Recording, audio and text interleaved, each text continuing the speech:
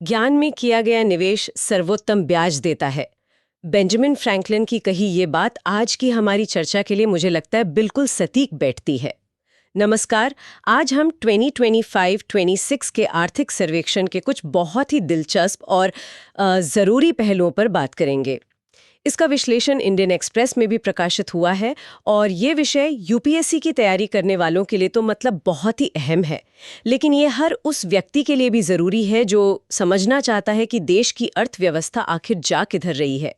कहानी कुछ ऐसी है कि बाहर से देखने पर भारत एक मैराथन एथलीट की तरह दिख रहा है। मजबूत, तेज, विकास दर शानदार, मुद्रास्फीति भी कह सकते हैं काबू में। लेकिन अंदर ही अंदर उसे एक ऐसी छुपी हुई बीमारी है जिसके कारण उसका आत्मविश्वास यानी हमारा रुपया वो लगातार गिरता जा रहा है और डॉलर के मुकाबले 91.98 के ऐतिहासिक निचले स्तर पर पहुंच गया है। तो आज हम इसी की पड़ताल करेंगे कि आखिर हमारा रुपया अपनी क्षमता से इतना कम प्रदर्शन क्यों कर रहा है। तो पहला और सबसे बड़ा सवाल यही है, अगर अर्थव्यवस्था के सारे इंजन ठीक से काम कर रहे हैं तो फिर रुपए की गाड़ी पटरी से क्यों उतर रही है? सर्वेक्षण क्या कहता है इस बारे में? देखिए, सर्वेक्षण की जो सबसे पहली और मैं कहूँगा चौंकाने वाली बात है वो यही है कि वो इसका दोष भारत के अंदरूनी मामलों पर कम और बाहरी दुनिया पर ज्यादा डालता है। बाहरी दुनिया पर? जी हाँ, दस्तावेज में एक बहुत मजबूत लाइन लिखी है कि भारत भू राजनीति का शिकार बन गया है। भू राजनीति का शिकार, इसका क्या मतलब हुआ? इसका मतलब ये है कि दुनिया में जो उथल पुथल मची हुई है, खासकर जो पूंजी का बाहर जाना है, जिसे हम कैपिटल आउटफ्लो कहते हैं, उसका सीधा असर हमारे रुपए पे पड़ रहा है। भले ही हमारी अपनी अर्थव्यवस्था अच्छा प्रदर्शन कर रही हो। पर ये बात मुझे थोड़ी परेशान करती है।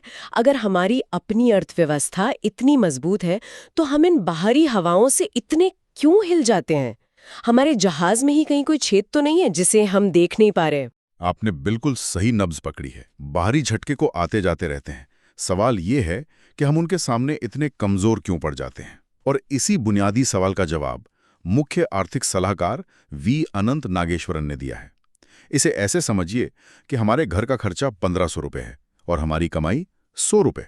अच्छा, कैसे? हमारी कमाई के दो बड़े स्रोत हैं, एक तो सर्विसेज जैसे आईटी एक्सपोर्ट्स और दूसरा विदेश में काम कर रहे भारतीयों द्वारा भेजा गया पैसा यानी रेमिटेंस। इन दोनों में हम कमाते ज्यादा हैं और खर्च कम करते हैं, तो यहाँ हमें सरप्लस है। ठीक है। लेकिन एक बहुत बड़ा खर्च है सामान का व्यापार यानी गुड्स ट्रेड, जिसमें हम तेल, इलेक्ट्रॉनिक्स जैसी चीजें आयात करते हैं। यहाँ हमारा घाटा हमारी कमाई से कहीं ज्यादा है। मतलब हम एक बाल्टी से पानी निकाल रहे हैं और दूसरी तरफ से 2 बाल्टी पानी उसमें डाला जा रहा है। बिल्कुल। और इसी घाटे को, जिसे हम चालू खाता घाटा कहते हैं, उसे भरने के लिए हम अपने कह लीजिए अमीर दोस्त पर निर्भर हैं, विदेशी पूंजी। जब तक वो दोस्त पैसा देता रहता है, घर का बजट चलता रहता है, लेकिन जिस दिन उसने हाथ खींच लिए, हमारे घर का बजट पूरी तरह से हिल जाएगा। सर्वेक्षण कहता है कि भारत की अर्थव्यवस्था अभी इसी विदेशी पूंजी वाले दोस्त पर बहुत ज्यादा निर्भर है, और जब ये पैसा आना बंद होता है तो सबसे पहली चोट रुपए पर पड़ती है। और आंकड़े भी तो यही कहानी बता रहे हैं ना। मैंने पढ़ा कि विदेशी पोर्टफोलियो निवेशकों यानी एफपीआईज ने अकेले इसी साल जनवरी में अब तक करीब $4 बिलियन निकाल लिए हैं जी। और पूरे 2025 में ये आंकड़ा लगभग $11.8 बिलियन का था। ये तो बहुत बड़ी रकम है जो बाजार से बाहर चली गई। बहुत बड़ी रकम है।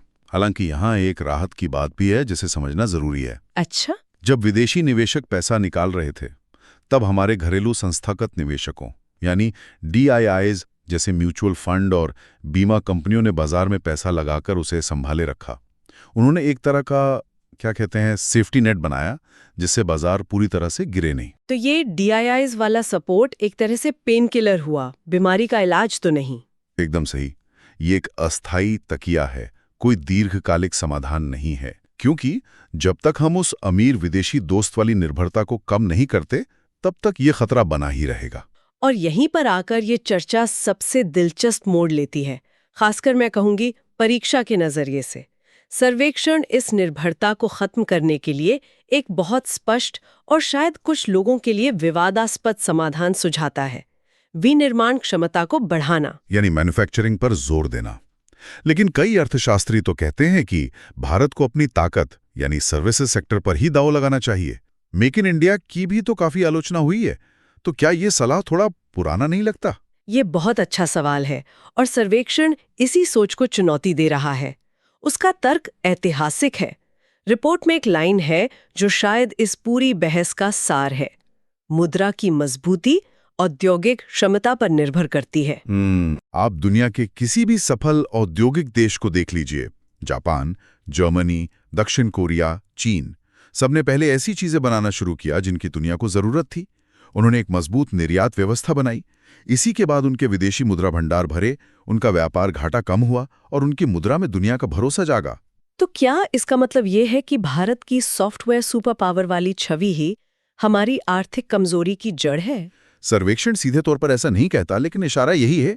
वो कह रहा है कि सेवा निर्यात विनिर्माण का पूरक हो सकता है, विकल्प नहीं। पूरक, विकल्प नहीं। जी, मतलब सर्विसेज मैन्युफैक्चरिंग को सपोर्ट कर सकती हैं, उसे रिप्लेस नहीं कर सकती।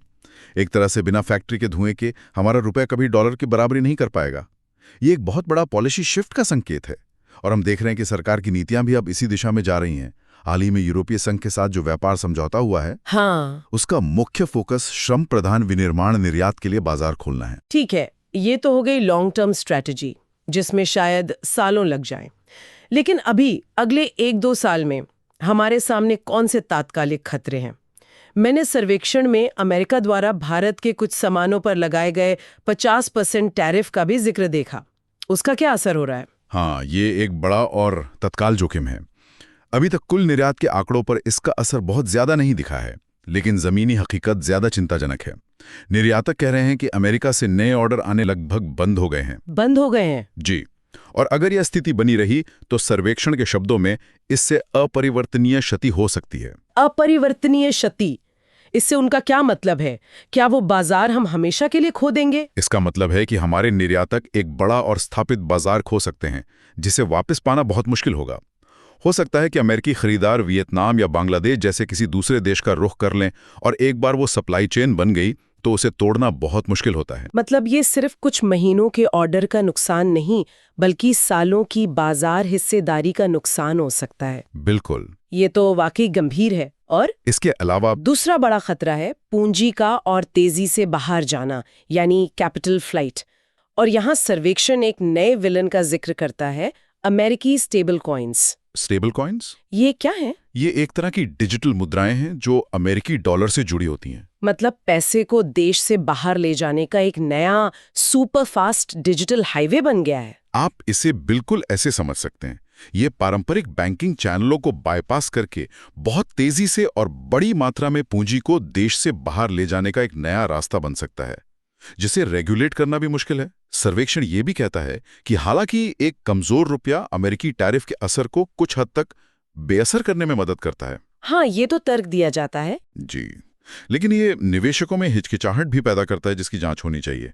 निवेशक सोचते हैं कि अगर मुद्रा स्थिर नहीं है तो क्या उन्हें यहाँ निवेश करना चाहिए? तो इन सब चुनौतियों और खतरों को देखते हुए भविष्य कैसा दिखता है?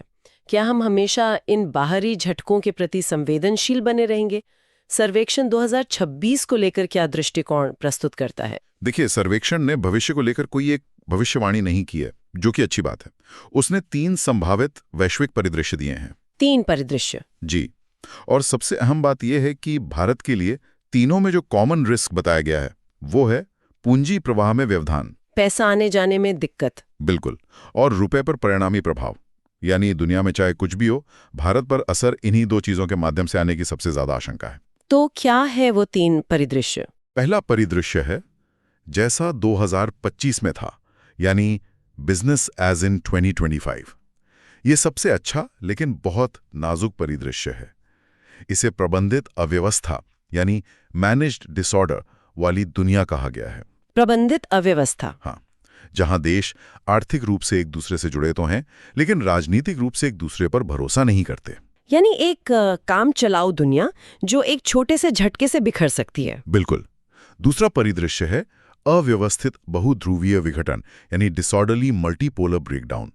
सर्वेक्षण कहता है कि इसकी संभावना काफी ज्यादा है और इसे हल्के में नहीं लिया जा सकता। अच्छा। इसमें बड़ी शक्तियों के बीच रणनीतिक प्रतिद्वंदिता बढ़ेगी, व्यापार का इस्तेमाल एक दूसरे पर दबाव बनाने के लिए किया जाएगा और प्रतिबंधों का इस्तेमाल आम हो जाएगा। तो इसका मतलब है कि सब देश अपने अपने लिए वाली स्थिति जहां ग्लोबल कोऑपरेशन लगभग खत्म हो जाएगा। हाँ, और ऐसी दुनिया में देशों को राष्ट्रीय सुरक्षा और आर्थिक विकास के बीच एक बहुत मुश्किल चुनाव करना होगा। और तीसरा परिदृश्य जो सुनने में सबसे गंभीर लगता है वो है प्रणालीगत झटकों का सिलसिला, यानी सिस्टमिक शॉक कैस्केड। जब मैं इसके बारे में पढ़ रही थी तो मुझे 2008 के वित्तीय संकट की याद आ गई, जहां अमेरिका के हाउसिंग मार्केट की एक छोटी सी चिंगारी ने पूरी दुनिया में आग लगा दी थी। ये परिदृश्य तो उससे भी ज्यादा डरावना लगता है। आपका उदाहरण बिल्कुल सही है। इसकी संभावना कम है, लेकिन अगर ये हुआ तो इसका असर बहुत गंभीर हो सकता है।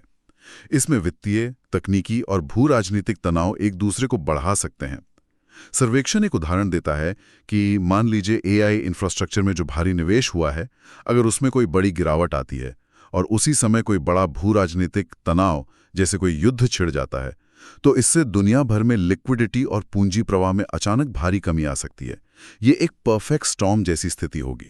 लेकिन हमारी अपनी भेद्यता वस्तुओं में हमारा व्यापार घाटा और विदेशी पूंजी पर हमारी निर्भरता है। सही। इसका लंबा इलाज देश की औद्योगिक और विनिर्माण क्षमता को मजबूत करना है। लेकिन नज़दीकी भविष्य वैश्विक अनिश्चितताओं और इन 3 खतरनाक परिदृश्यों जैसे जोखिमों से भरा है। बिल्कुल। और इस पूरे विश्लेषण के अंत में सर्वेक्षण में एक बहुत ही विचारोत्तेजक बात कही गई है, जो यूपीएससी के उम्मीदवारों के लिए विशेष रूप से महत्वपूर्ण है। क्या? उसमें लिखा है 2026 वह बिंदु हो सकता है जब नीतिगत विश्वसनीयता, पूर्वानुमेयता और प्रशासनिक अनुशासन केवल गुण न रहकर अपने आप में रणनीतिक संपत्ति बन जाएंगे। ये सिर्फ एक वाक्य नहीं, बल्कि एक चेतावनी और एक अवसर दोनों है। इसे थोड़ा और खोलकर समझाइए। रणनीतिक संपत्ति से क्या मतलब है? इसका मतलब है कि आने वाले समय में दुनिया के निवेशक और सरकारें सिर्फ आपकी विकास दर नहीं देखेंगी, वो देखेंगी कि क्या आपकी नीतियां भरोसेमंद हैं, क्या आप जो कहते हैं वो करते हैं, क्या आपका प्रशासनिक ढांचा मजबूत और पारदर्शी है। अच्छा। ऐसी दुनिया में जहां हर तरफ अनिश्चितता है, ये विश्वसनीयता और अनुशासन ही आपकी सबसे बड़ी ताकत, आपकी स्ट्रेटेजिक एसेट बन जाएगी। ये सिर्फ अर्थशास्त्र का सवाल नहीं है, ये शासन, कूटनीति और सामाजिक स्थिरता का भी सवाल है। और ये उम्मीदवारों और नीति निर्माताओं के लिए एक महत्वपूर्ण सवाल भी खड़ा करता है कि वैश्विक अव्यवस्था और आंतरिक आर्थिक दबावों का सामना करते हुए कोई देश विश्वसनीयता और अनुशासन की इन रणनीतिक संपत्तियों का निर्माण कैसे करता है। सिर्फ नीतिगत घोषणाओं से परे इसके लिए कौन से ठोस कदम उठाने होंगे, यही आज का सबसे बड़ा सवाल है। इस गहरी और महत्वपूर्ण चर्चा पर सोचने के लिए वाकई बहुत कुछ है। अगर आपको ये विश्लेषण पसंद आया तो कृपया लाइक करें, सब्सक्राइब करें और अपनी कोई भी जिज्ञासा या सवाल कमेंट्स में ज़रूर पूछें। हम उन पर भी चर्चा करने की कोशिश करेंगे। अगली बार फिर मिलेंगे एक नए विषय के साथ। धन्यवाद।